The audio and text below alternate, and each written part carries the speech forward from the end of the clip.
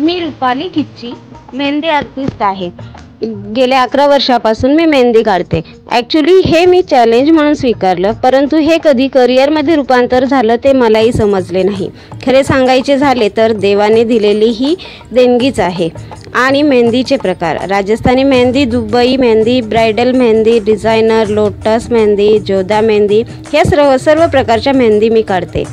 आणि मी सर्व नगरकरांचे खूप खूप आभार मानते।